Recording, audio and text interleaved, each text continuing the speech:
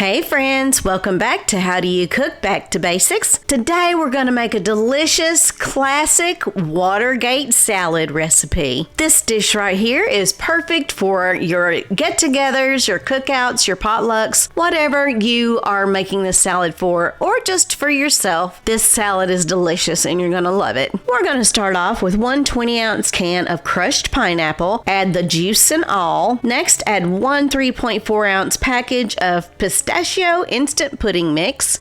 Grab a spoon or a wire whisk and mix that pudding mix in with your crushed pineapples until well combined.